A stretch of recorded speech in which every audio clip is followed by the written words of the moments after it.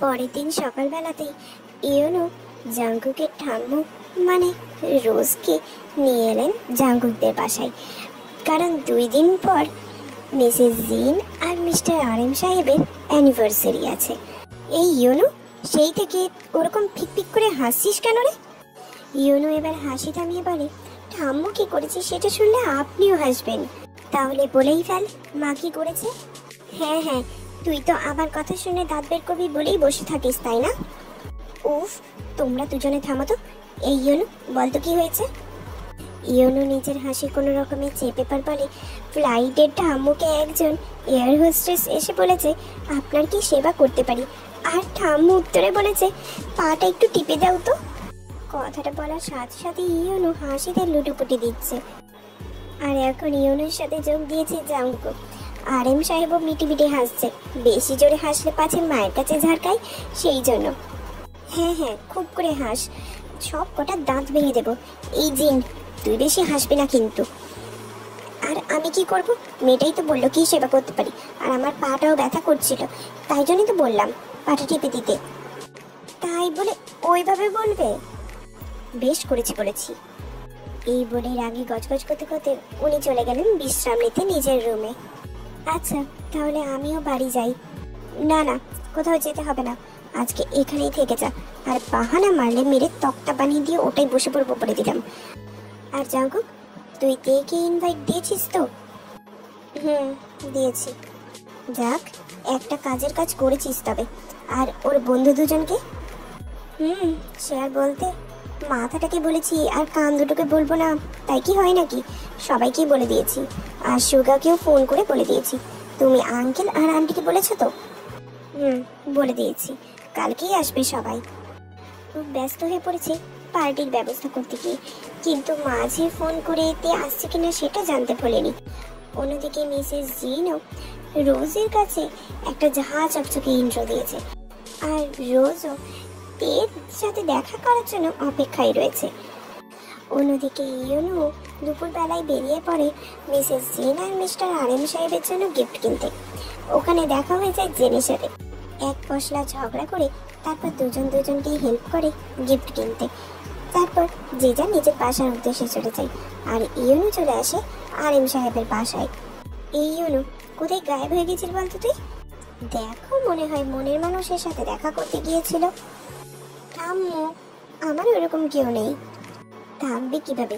কুকুর সাথে সারাদিন চিপকে থাকলে এমনিই হবে না কোনো জীবন সাথী। আম্মু, আমার সাথে থাকলে ওর কেন জীবন সাথী হবে না? আর আমি কিন্তু আবার বলছি, আমাকে এই কুকুর নামে ডাকবে না। আমি যেমন ইচ্ছে নামে ডাকবো, তাতে তোর কি? আর হ্যাঁ, তুই নিজেও তো কাজ পাগল, আর ওকেও তেমন করছিস। ফাইল থেকে মুখ তুলতে পারলে তো মেয়ের দিকে তাকাবে। তুমি কি বলতে যাচ্ছ? আমরা কাজকর্ম ফেলে মেয়ে দেখে বেড়াবো? 2 দিন ছুটি নিয়ে সেই কাজটাও তো করতে পারিস। এই কথাটাই বলতে বলতে আমার মুখে ফেনা উঠে গিয়েছে মা, ওরা শুনবে না। মুখে ফেনা উঠে গিয়েছিল তো ফেনাটা মুছে নিয়ে আবার বলতিস? সে সব তো নেই, দিন রাত শুধু আমার ছেলেটার পিছনে পড়ে থাকিস। তোমার ছেলের পিছনে আমি মোটেও পড়ে থাকি না, আর মোটেও জ্বালাই না। কি গো, আমি জ্বালাই তোমাকে? জ্বালিয়ে জ্বালিয়ে কয়লা করে ফেলেছে, আবার বলে কিনা জ্বালাই। না না, তুমি আমায় জ্বালাতে যাবে কেন? ঠিকই তো। আঙ্কেল, আন্টি, আমি না তোমাদের জন্য শাড়ি আর পাঞ্জাবি এনেছি, একটু দেখেন না কেমন হয়েছে, পছন্দ হয়েছে কিনা। তোকে এইসব পাকনামি করতে কে বলেছে রে? জিন, ছেলেটা এত কষ্ট করে পছন্দ করে এনেছে, তুই কিন্তু এখনই নিবি। আর একদম ঘ্যান করবি না বলে দিচ্ছি। জিনিসগুলো খুলে দেখ। শাড়ি আর পাঞ্জাবি দেখি সবার পছন্দ হয় খুব। জাঙ্কুক বলে ওঠে, বাহ, তোর তো দারুণ পছন্দ, এত সুন্দর পছন্দ করে এনেছিস। তোর এই ট্যালেন্ট আছে জানতাম না তো। ঠিক এইরকম করে একটা ফুলটুসি পছন্দ করে নিয়ে আয় তো। এই কুকুর দ্বারাই তো কিচ্ছু হবে না, তুই করে দেখিয়ে দে ওকে। উফ ঠাম্মু, তুমি থামবে? এতদিন মা মাথার পোকা নাড়িয়ে দিয়েছে, এবার প্লিজ তুমি শুরু করে দিও না। জেনি অনেক আগেই চলে এসছে দিদির বাড়িতে। জিমিন দিদির বাড়িতে এলো সবাই মিলে একসাথে যাবে বলে। জিমিন তের ঘরে যাওয়ার সময় কেউ একজন হাত ধরে টেনে অন্য একটা ঘরে ঢুকিয়ে দরজা লাগিয়ে দেয়। ব্যাপারটা এত তাড়াতাড়ি হয় যে জিমিন চিৎকার করারও সময় পায় না। আর যখন চিৎকার করতে যাবে তখন সামনে সুগাকে দাঁড়িয়ে থাকতে দেখে একেবারে হাঁ হয়ে। হ্যাঁ, কোনটা কি হলো? এই যে তুমি আমাকে এইভাবে টেনে আনলে কেন? যদি কেউ দেখে ফেলতো? কেউ দেখতো না, কারণ সবাই যে যার নিজের রুমে রেডি হচ্ছে। তাহলে তুমি রেডি না হয়ে দাঁড়িয়ে আছো কেন শুনি? আমি তো তোমার আসার অপেক্ষা করছিলাম। তোমার রেডি হওয়ার সাথে আমার আসার সম্পর্ক কি? আর আর তুমি তুমি এভাবে এগিয়ে আসছো কেন? তোমার প্রশ্নের উত্তর দেবো বলে? তুমি তুমি দূর থেকেই বলো, আমি শুনতে পাবো। আমি তো দূর থেকে বলতে চাই না। সুগা এবার জিমিনের কাছে এসে জিমিনের হাতটা ধরে নিজের কাছে টেনে নিয়ে তারপর কোমর জড়িয়ে ধরে, আর জিমিন তৎক্ষণাৎ চোখ বন্ধ করে ফেলে।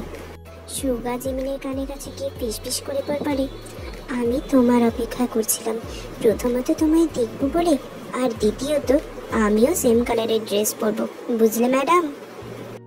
জিমিন এবার আস্তে আস্তে চোখ খুলে সুগার দিকে তাকালো। তারপর সুগার মুখে দুষ্টু হাসি রেখে ব্লাশ করতে করতে মুখটা নিচে নামিয়ে দেয়। আমার লজ্জাপতিকে দারুণ লাগছে আজকে। ধ্যাত, সত্যি বলছি, মনে হচ্ছে সামনে বসিয়ে রেখে দেখেই যাই। জিমিন আর না পেরে সুগাকে হালকা ধাক্কা দিয়ে তারপর বলে, অনেক হয়েছে, এবার তাড়াতাড়ি রেডি হয়ে নাও, আমিও গিয়ে দেখি আপনার বোনের লাজ লজ্জা ছেড়ে সাজ শেষ হলো কিনা। ওর সাজ এখনো হয়নি, ও সাজুক, তুমি ততক্ষণ আমার কাছে বসো। মোটেও না। এই বলে জিমিন এক দৌড়ে রুম থেকে বেরিয়ে তের রুমে চলে যায়। অন্যদিকে রোজ আর জেনের মতো বলছিল, আর কেউ না, জাংকুক। সব গেস্টদের সাথে কথা বলতে বলতে জাংকুকের নজর বারবার গেটের দিকেই যাচ্ছিল। সেটা ইয়োনোর নজর এড়ায়নি। ইয়োনো গুটি গুটি পায়ে জাংকুকের কাছে এসে দাঁড়ায়। স্যার, ফোন করে দেখুন না কত দূর এলো। মানে কাকে ফোন করব? যার আসার অপেক্ষা করছেন তার। আমি কারো অপেক্ষা করছি না। ও, আপনি যেমন করে বারবার গেটের দিকে তাকাচ্ছেন তাতে আমি ভাবলাম হয়তো কারোর জন্য অপেক্ষা করছেন খুব অধীর আগ্রহে। তুই ভুল দেখেছিস, এখানে দাঁড়িয়ে ফালতু না বকে যা গিয়ে ঠাম্মুকে নিয়ে আয়। ওকে। এই বলে ইয়োনো মিটি মিটি হাসতে হাসতে চলে যায় বাড়ির ভেতরে। ইয়োনো চলে যেতে জাংকুকের প্রতীক্ষার অবসান ঘটিয়ে তের আগমন ঘটল। লাল গ্রাউন্ডে তেকে দেখে জাংকুক যেন স্তব্ধ হয়ে গেল। অন্যদিকে তের নজর যখন জাংকুকের উপর পড়ে তখন তেও জাংকুককে হোয়াইট শার্টে আর নেভি ব্লু স্যুটে দেখে আবার এক দফা প্রেমে পড়ে যায়। তে এবার পরিবারের সকলের সামনে মিসেস জিন আর মিস্টার আরএম সাহেবের কাছে চলে যায়। উফ আন্টি, তোমাকে তো পুরো নতুন বউ লাগছে। দেখ কি যে বলো না, এটা কিন্তু একটু বেশি বেশি বলছো। না না আন্টি, তে কিন্তু একদম ঠিক বলেছে, তোমাদের সবাইকেও খুব সুন্দর লাগছে। এই তে, এবার তো গিফটটা দে আন্টিকে, আর আমরাও দেখি কি গিফট এনেছিস। সেই সকাল থেকে জিজ্ঞেস করছি কি গিফট দিবি, কিচ্ছু তো বললি না। এই, তোমাদের আবার কি গিফট আনতে বলেছে? আর তোমরা এসেছো, এটাই তো আমার কাছে সবচেয়ে বড় গিফট। না না আন্টি, গিফট তো আনতেই হবে। আর তোমার হবু বৌমা কি স্পেশাল গিফট আনলো তোমার জন্য, সেটা দেখতে হবে তো নাকি। তে এবার পার্স থেকে একটা কার্ড বের করে তারপর বলে, আন্টি এটা আমার তরফ থেকে তোমার আর আঙ্কেলের জন্য গিফট। এটা কিতে? এটা একটা 5 স্টার হোটেলের ঠিকানা। আমি তোমাদের দুজনের জন্য আজকে রাতের একটা honeymoon special sweet room book করেছি। তোমরা দুজনে গিয়ে শুধু তোমাদের নাম বললেই ওরা বাকি সব ব্যবস্থা করে দেবে। তুমি কি পাগল? কি করেছো এইসব? এই বয়সে এইসব মানায় নাকি? আরে খুব মানাই, আর তোমাকে দেখলে কেউ বলবেই না তুমি জাংকুকের মা। আর শোনো, আমি কোনো অজুহাত শুনতে চাই না, আজকে তোমরা যাচ্ছ ব্যাস। কিন্তু ও আন্টি, নতুন করে আবার না হয় ফার্স্ট নাইট সেলিব্রেট করলে? যা দুষ্টু। হাই, এইভাবে বললে আঙ্কেল তো আরও তোমার প্রেমে পড়ে যাবে গো আন্টি। এই অনেক হয়েছে, এবার চুপ করো। আর তে শোনো, আমার শাশুড়ি এসছে আর তোমার সাথে দেখা করতে চেয়েছে। উনি কি খুব রাগী আন্টি? না না, উনিও আমার মতো। আর শোনো, ওনাকে পটাতে পারলে কিন্তু জাংকুকের সাথে বিয়েটা তাড়াতাড়ি হয়ে যাবে। তাহলে নো চাপ, আমার ঠাম্মি শাশুড়িকে পটিয়ে লাল নীল করে দেবো এক্ষুনি। আসলজনকে পটাতে পারছে না আর বাকি সবাইকে লাল নীল করতে শুরু করলো। রোজ আসতেই জিন সবার সাথে পরিচয় করিয়ে দেয়, আর রোজকে দেখেই তে তো গদগদ হয়ে সালাম ঠোকে। বেঁচে থাকো মা, বেঁচে থাকো, শত পুত্রের জননী হও। 100টা একটু কম হয়ে গেল না ঠাম্মি? আমি তো শুধু বললাম, এবার এরাই ঠিক করবে কটা হবে। তা তুমি তো তে? হ্যাঁ ঠাম্মু, আমি তে। দেখতে তো হোর বাড়ির মতো, তাও আমার নাতিটাকে বাগিয়ে আনতে পারলে না। চেষ্টা তো চালিয়ে যাচ্ছি ঠাম্মি, কিন্তু আপনার নাতিকে বাগিয়ে আনা তো বেগে কোনোটাতেই আনতে পারছি না। বা পটর পটর ভালোই আছে দেখছি তো। ভালো ভালো, এমন না হলে আমাদের সাথে থাকতেও পারবে না। বলেছিলাম না মা, তে খুব ভালো, একেবারে আমার মনের মতো। যার জন্য ওকে বাড়িতে আনবে তার মনে সেট করতে পারোনি, আবার বড় বড় কথা বলছে। আনতে পারিনি তো কি আছে ঠাম্মু, আপনি তো আছেন, মনে সেট করে তালা মেরে দেবেন আপনার নাতি। আগে আমি তোমাকে ভালো করে দেখি, তারপর তো ঠিক করব। তে আমাদের জিনিস 1 নাম্বার, আর আপনি ঘুরিয়ে পেঁচিয়ে দেখে নিতে পারেন। তুমিও তো দেখি কিছুতে কম যাও না। তের বন্ধু বলে কথা, ওর মতো না হলে কি মানায় নাকি? ভালো ভালো। আর তুমি এরকম ঝিমুনি মুরগির মতো ঝিমাচ্ছ কেন, একেবারে চুপচাপ? না মানে আপনার কথা বলছেন তো, তাই জন্য। আসলে ঠাম্মু একটু লাজুক, তাই কম কথা বলে। তা আমার নাতির সাথে কি দেখা হয়েছে, নাকি চোখের দেখা? যাও, মনের দেখা করার জন্য ওর কাছে যাও, এখানে দাঁড়িয়ে কি করছো? যাও। রোজার কাছে এরকম হালকা ঝাড়ি খেয়ে 3 জনেই চলে যায়। কেমন বুঝলেন মা? তোর মতোই বাচাল। মা, বেশ ভালোই লাগলো মেয়েটাকে দেখে। এবার তুমি কিছু করো ওকে এই বাড়িতে আনার জন্য। সে দেখছি কি করা যায়, কিন্তু এত ধামড়া বড় একটা ছেলের মা হয়ে এখনো তো তুমি আপনি গেল না। না, তেরা কিছুটা দূরে দাঁড়িয়ে সব ড্রিঙ্কস খাচ্ছে, আর 3 জন মিলে গল্প করছে। কারণ সুগা আছে জাংকুকের সাথে, তাই 3 জনে কেউ আর ওদিকে পা বাড়ায়নি। তবে জেনি এর মাঝে চিৎকার করে বলে, সামনে ওইটা কি রে? তে জেনির কথা মতো সামনের দিকে তাকিয়ে দেখে যে আজকে YONO black shirt black pant পরেছে। আজকে ইয়োনোকে জাংকুকের থেকে কম হ্যান্ডসাম লাগছে না। আমার দেবরজি।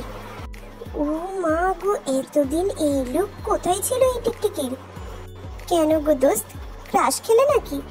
সেটা আবার আলাদা করে চিঠি দিয়ে লিখে দিতে হবে নাকি তোকে? কিন্তু তুই তো ওকে সহ্যই করতে পারতিস না। ওটা 2 মিনিট আগে পর্যন্ত ছিল, এখন আর নেই। ভাই দেখ, আমি ক্রাশ খাবো বলে দুজনে সেম ড্রেস পরে এসেছি। তুই অনু ভাইয়াকে টিকটিকি বলছিস আর নিজে গিরগিটি হয়ে গেলি। বেশি বকবি না, না হলে কিন্তু আমি দেখে বলে দেব তুই আর সুগা ভাইয়া আসার সময় চোখে চোখে প্রেম করেছিস। বাদার কোথায় দিলি রে? ডাক না রে তে একটু। তে এবার ইয়োনুকে ডাকে, আর ইয়োনু ওদের কাছে এসে মিষ্টি করে কুশল বিনিময় করে। দেবরজি, আজকে তো পুরো কিলার লুক দিয়েছো, আশেপাশে সবাই তো তোমাকে দেখে ক্রাশ খেয়ে যাচ্ছে। শুধু ক্রাশ খেলেই হবে? মুখে বললেও তো ভালো হয়, আমারও একটা হিল্লে হয়ে যায় তাহলে। তে যেমন পুরো কথাটা জেনির দিকে তাকিয়ে বলেছিল, ঠিক তেমনই এই কথাটা ইউনো জেনির দিকেই তাকিয়ে বলে। বাবা, আজকে তো লুকের সাথে কথাও মারাত্মক বলছো। শুধু আমাকেই যে ভালো লাগছে তাই নয়, তোমাদেরও খুব সুন্দর লাগছে। তা সব থেকে বেশি সুন্দর কাকে লাগছে আমাদের মধ্যে থেকে? সবাইকেই। জেনি এবার জিমিন আর তেকে ইয়োনুর নজরে এড়িয়ে ইশারা করেছে চলে যাওয়ার জন্য। দুজনে ব্যাপারটা বুঝতে পেরে জেনিকে চিমটি কাটে। তোমরা দুজনে কথা বলো, আমি একটু ওয়াশরুম থেকে আসছি। আমিও একটু ঠাম্মুর সাথে দেখা করে আসি। এই 2 বাহানায় দুজনেই চলে যাই ওখান থেকে।